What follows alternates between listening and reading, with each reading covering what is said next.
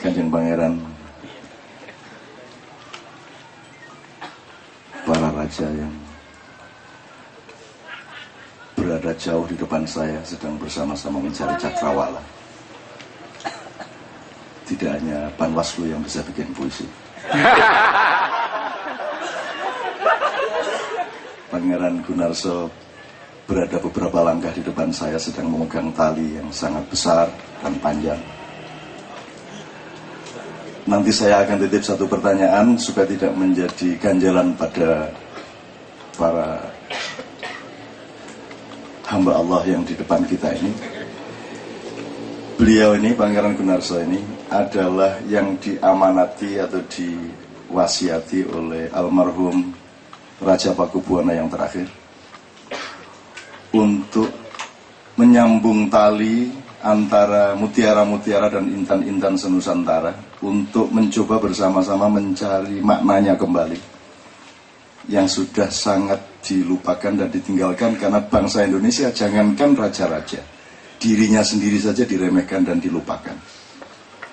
Nah, jadi saya ingin beliau nanti agak sedikit menjelaskan mengenai sedikit proses penyambungan tali itu. Nomor 2, di manakah letak Hamengkubuwono ke-10 dalam soal itu? Kita transparan saja.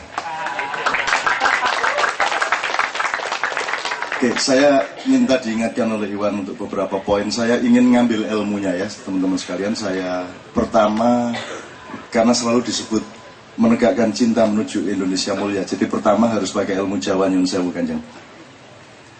Jadi kalau dalam Jawa, kalau dalam kebudayaan batin Jawa itu ada 3 tingkat yang akan dicapai oleh setiap pengabdi kehidupan. Yang pertama adalah kasekten atau kesaktian. Di atas kasekten itu ada yang namanya kamukten. Itu kalau dalam bahasa Arab itu tingkat mutakin.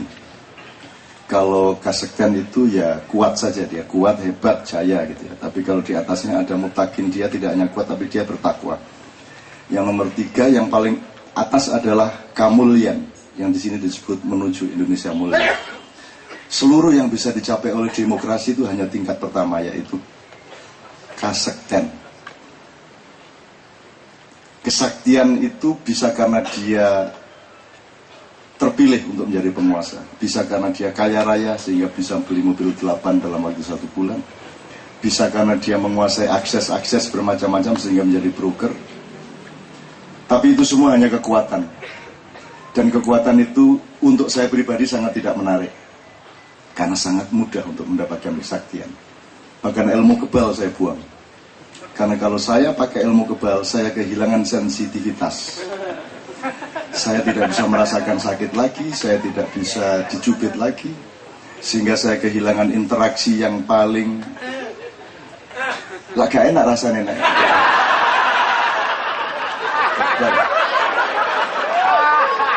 Kamu kebal gak metu-metu lah. Ngapunten. Saya berada di antara orang-orang mulia dengan orang-orang hina. Jadi saya memakai bahasa di antara. Jadi ilmu kebal, ilmu kaya, ilmu kemasyhuran, ilmu kekuasaan itu sangat dikejar-kejar orang, dan puncak demokrasi itu hanya di situ.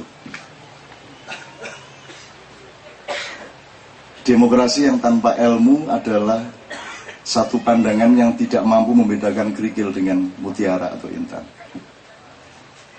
Maka nanti akan ada pertanyaan-pertanyaan mengenai raja dan mengenai demokrasi atau sistem-sistem modern. Tapi itu nanti dulu.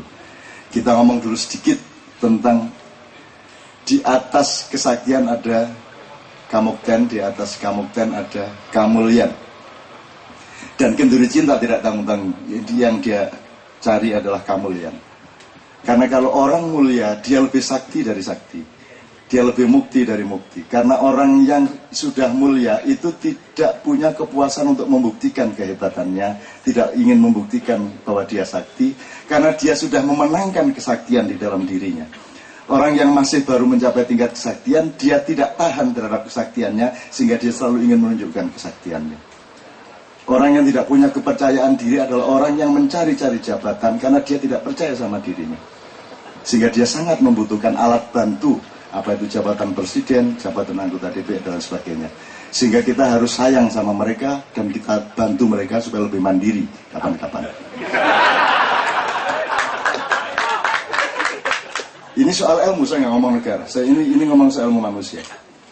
Nah, orang yang kuat ini tidak ada hubungannya sama baik atau buruk.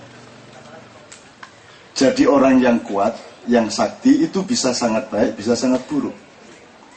Karena dia tidak ada ikatan untuk itu. Dia hanya tahunya dia ban kuning, ban coklat, ban hitam.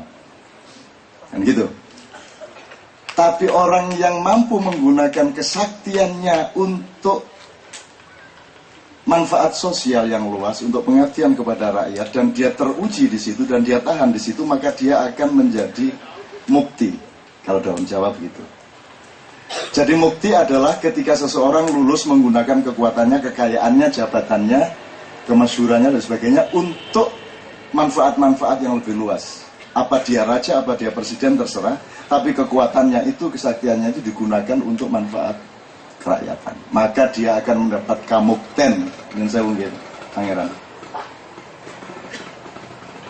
Kamukten itu juga bisa menjadi bahaya bagi diri seseorang karena ada bermacam-macam kesombongan yang muncul dalam diri manusia. Kalau orang lemah, begitu dia berlatih jadi kuat, dia diiringi oleh kesombongan. Jadi kesombongan itu milik orang kuat satu. Kecuali yang bisa menghilangkan kesombongannya. Nomor 2, milik orang pintar. Begitu pintar kita sertaannya adalah sombong. Nomor 3, orang kaya. Begitu kita kaya, kita juga bisa disertai sombong. Nomor 4, orang berkuasa juga bisa sombong. Dan yang paling tidak pernah disangka oleh umat manusia adalah bahwa orang alim itu justru potensi sombongnya sangat tinggi. Begitu dia sudah pakai serban, begitu dia sudah pakai sajadah, begitu dia sholatnya paling rajin,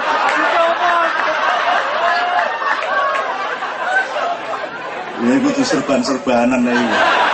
Yang biasa dibeber digawe mulane bojone ya. Ya Gusti ngono serban iki mek apen-apen kok. Iku kene ireng digosok watu.